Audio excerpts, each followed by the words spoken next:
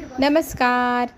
ठरलं तर मग ह्या मालिकेच्या आजच्या भागामध्ये आपण पाहत आहोत अर्जुन आणि सायली लहानपणीच्या आठवणी ताज्यातवाने करण्यासाठी हे प्रतिमा आत्याच्या घरी आलेले असतात आणि तिथे आल्यानंतर नाश्त्यासाठी प्रतिमा आत्या त्यांना टेबलवर बसवते. मात्र आता राकेशला हे जरा खटकतं, कारण सगळ्या आवडीचे पदार्थ हे सायलीच्या आवडीचे असतात. हे पाहिल्यानंतर त्याचा तर आणखी जास्त संताप होतो. सायली कौतुकाने सांगते, प्रतिमा आत्या, जगात भारी असं थालीपीठ बनले बरं.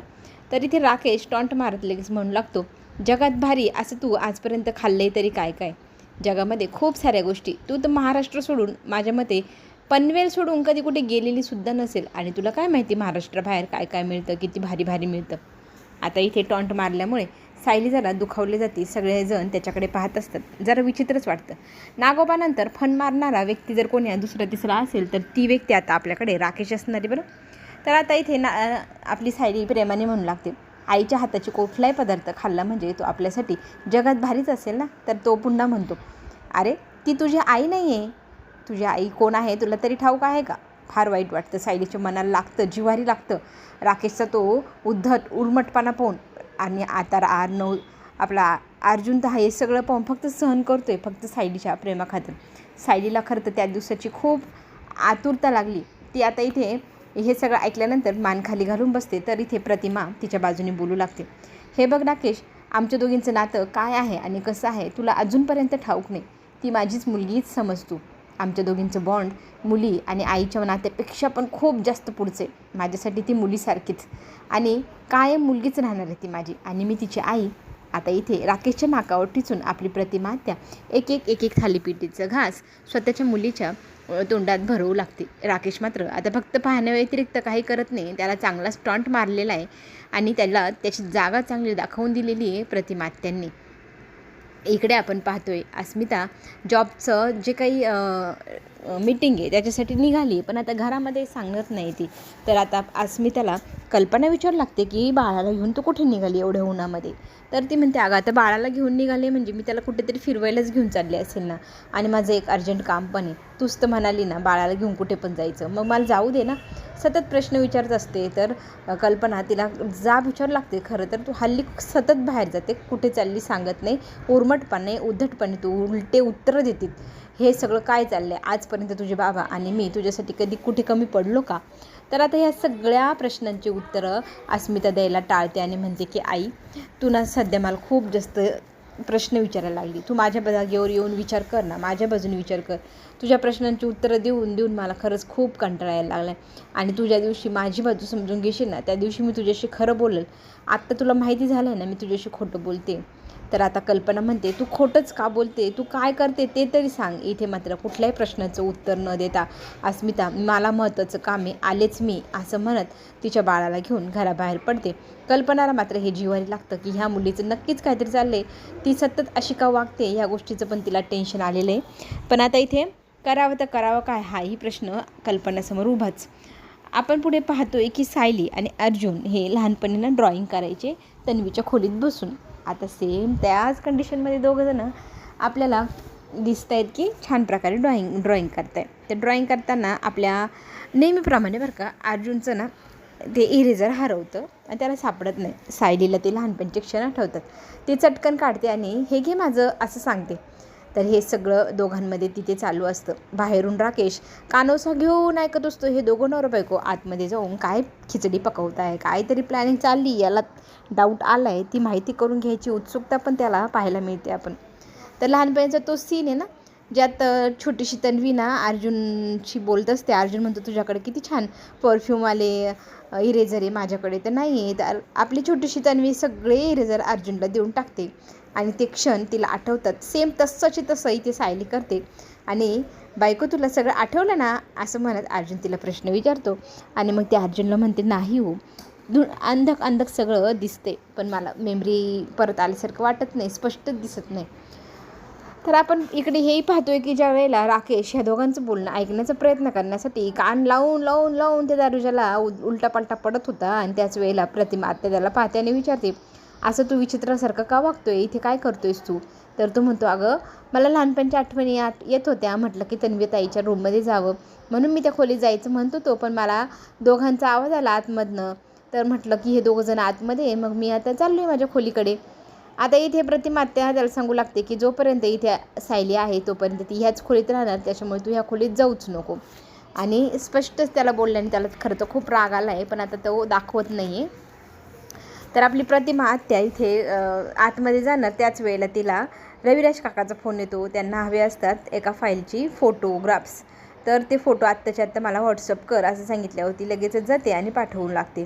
आता इकडे सायली अर्जुनचा गोंधळ उडाला आहे. खरं तर सायली म्हणत असते की मला काहीच आठवत नाही. मला खूप वाईट वाटतं की मला माझं लहानपण आठवत नाही, माझ्या आई वडिलांसोबत मला बॉन्ड निर्माण करायचा आहे तो आठवत नाही, आणि माझ्या मनाची जी घालमेल होती ती संपायला तयार नाही. मी काय करू म्हणून ती स्वतःची चिडचिड करून घेताना आपल्याला पाहायला मिळते. अर्जुन तिला समजत असतो की तुला सगळं काही आठवेल, तू नको ना एवढी लगेच पॅनिक होऊ, काहीतरी या मार्गाने निघेल. आपण हवं तर पुन्हा एकदा सायकिट्रिस्टकडे जाऊया, ते आपल्याला काहीतरी आणखी दुसरे पर्याय सापडतील. तर ती म्हणते सगळे पर्याय तर वापरून झाले, एवढं सगळं करूनही मला माझं बालपण आठवत नाही. मग ती रडू लागते. रडता दाराचा ठोठवण्याचा आवाज होतो. प्रतिमा आत्या म्हणते आत येऊ का? सायली डोळे पुसते आणि ये ना आत्या असं म्हणत आतमध्ये बोलवते. आत्या आत येतात आणि म्हणू लागतात की तुम्ही दोघं काय करता इथे? तर ती म्हणते काय नाही, बसलो आहे.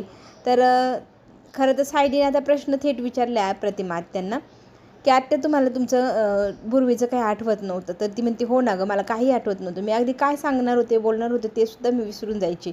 तर हे सगळं करण्यासाठी तुम्ही काय काय केलं? तर ती म्हणते डॉक्टरकडे गेलो, गोळ्या खाल्ल्या, सगळं केलं पण काही आठवेना. पण ज्या वेळेला माझ्यासमोर महिपत आला ना, त्यावेळेला मला सगळे सीन, माझे पूर्वीचे सगळे आठवणी ताज्या झाल्या, मला सगळं काही दिसायला लागलं. तरी ते सायली म्हणते म्हणजे हे असं का? याचा अर्थ काय समजावा? तर प्रतिमा आत्या म्हणते की ज्या वेळेला माझा जो ॲक्सिडेंट झाला होता, तर त्या ॲक्सिडेंटमध्ये गाडी पलटी वगैरे झाली, ते सगळं काही मला एवढं आठवत नव्हतं. पण मला तो सीन नेहमी आठवायचा की महिपत माझ्या समोर माझ्या तोंडावरती जळतं कोलीत घेऊन मारतो आणि ते मला लागतं आणि मी नंतर बेशुद्ध होते. याचा अर्थ माझ्या मनावरती तो घात झाला होता त्या दिवशी. गाडीच्या ॲक्सिडेंटपेक्षा त्या महिपतची जास्त भीती भरली होती माझ्या पोटात. तर तीच भीती ज्या वेळेला तो पुन्हा मला दिसला आणि ते सगळे क्षण मला पुन्हा आठवले आणि त्याच्यामुळेच माझी मेमरी सगळी पुन्हा वापस आली. आता इथे सायली म्हणते असं पण होऊ शकते.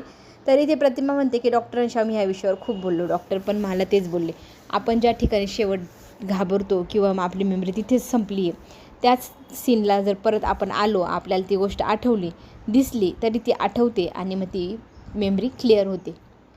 आता इथे अस्मिताला जॉब दिलेला आहे, छान प्रकारे पॅकेज पण दिलेलं आहे. ते पॅकेज आल्यानंतर आणि उत्तम असं जॉब आता इथे अस्मिताला मिळाला आहे. त्या गोष्टीची तिला खूप आनंदही झालेला आहे आणि पॅकेज पण खूप सुंदर आहे आणि 1 हप्त्यात जॉईंट व्हायचं लेटरही दिलं आहे, पण वर्क फ्रॉम होम होणार नाही हे क्लिअर झालेलं आहे. तर आता आपण पुढे पाहू राहिलो आहे की इथे प्रतिमा आत्यांशी सायली इतकं खोलवर बोलू लागते की असं केल्याने असं होऊ शकतं का? तर ती म्हणते की डॉक्टरांनी तर आम्हाला सांगितलं असं होऊ शकतं, जिथे आपण मेमरी विसरलो त्याच सीनला परत आपली मेमरी कॅरी होऊ शकते. तर आता इथे सायली आणि अर्जुन काय करत होते रूममध्ये, तर लहानपणीचे जी चित्रकला आहे ती करत होते. तर ते पाहिल्यावर ती प्रतिमा हसू लागते आणि म्हणू लागते तुम्ही लहान आहेत का ड्रॉइंग वगैरे करायला?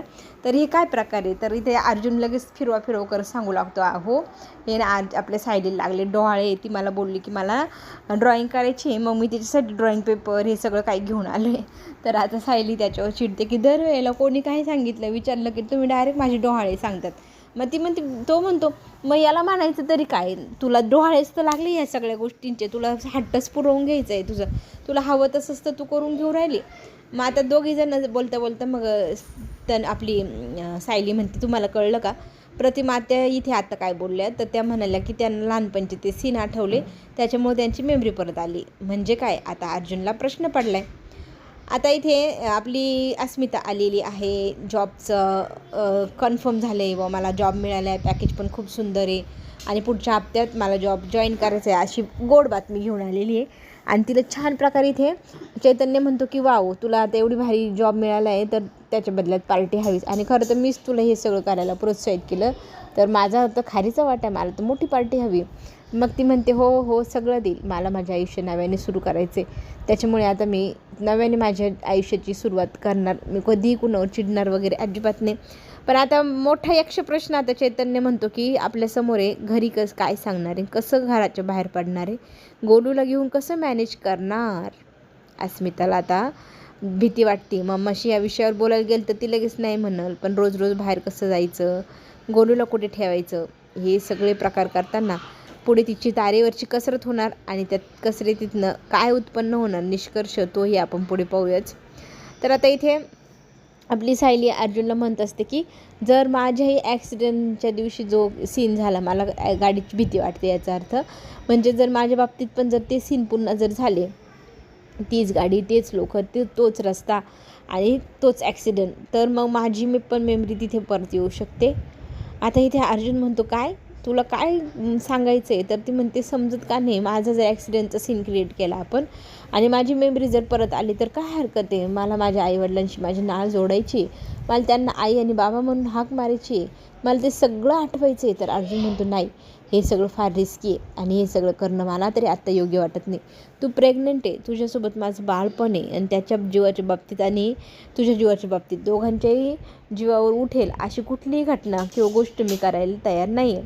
तर सायली इथे भाऊक होते, त्याला म्हणू लागते अहो प्लीज असं करू नका ना, माझं ऐका ना. पण आता तो तयार नाही, ह्या सगळ्या गोष्टीला नकार देतो आणि म्हणतो की तू जर आता ह्या गोष्टीचा विचार करत असेल तर हा नको करू, आपण दुसरा काहीतरी ऑप्शन शोधूया. आणि DNA टेस्ट होणारच आहे, त्यानंतर कळेलच ना की तू प्रतिमा आत्याची रविराज काकाची मुलगी. पण आता सायली म्हणत असते की मला त्या गोष्टी कळतील तेव्हा कळतील, पण मला माझ्या पण आठवणी हव्यात ना, मला आठवायला हवं ना. आमच्या तिघांमध्ये ती थोडीशी दुरी निर्माणच राहील की मला आठवत तर काही नाही, फक्त मी यांची मुलगी. आमचं बॉन्ड कधी बनन, मला जेव्हा माझी मेमरी परत मिळेल तेव्हाच आमचं बॉन्ड चांगलं बनेल ना. अर्जुनने मात्र स्पष्टपणे नकार दिला आहे आणि तो तिथून निघून जातो. सायली मात्र आपल्या बाळाशी बोलताना म्हणते की बाबा तर फार चिडला आहे बाळा, पण मला माझ्या आईबाबांची आठवणी हव्या, आईबाबांची साथ हवी आहे, त्या सगळ्या गोष्टी आठवायला हव्या म्हणून मी प्रयत्न करते. मी तुझ्या जीवाला धोका होईल असं काहीच करणार नाही, बाबाला कसं समजवू रे, असं म्हणत इमोशनल होते.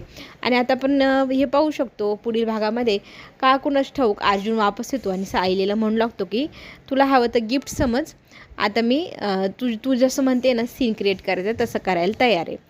सायलीला फार आनंद होतो. सायली इतकी आनंदाने भारावून जाते आणि मग तिथे आता सुरू होणार खरं तर ट्विस्ट. अर्जुन म्हणतो हा सगळा ॲक्सिडेंटचा सीन करताना मी तुमच्यासोबत कंटिन्यू राहणार आहे आणि मी तुला सोडून कुठेही जाणार नाही, मला तुझी आणि बाळाची फार काळजी आहे. आणि हे सगळं म्हटल्यानंतर खरं तर अर्जुनने सगळं काही प्लॅन केले त्याप्रमाणे आता करणार आहेत ते सीन क्रिएट. चला तर मग पुढे जो काही ट्विस्ट येईल, जे काही अनुभव येतील ते आपल्याला सगळ्यांना पाहायला मिळेल आणि त्यातनं खरंच सायलीला तिची मेमरी मिळेल. पण राकेशने जर याच्यात काही अडचण आणली तर आपण ते पाहू शकतो की जीवावर बेतू शकतं सायली आणि रविराज प्रतिमा यांच्या हा सगळा खेळ. पुढे काय रंगणार तो आपण पाहूयाच. तोपर्यंत घेऊ छोटीशी विश्रांती. धन्यवाद.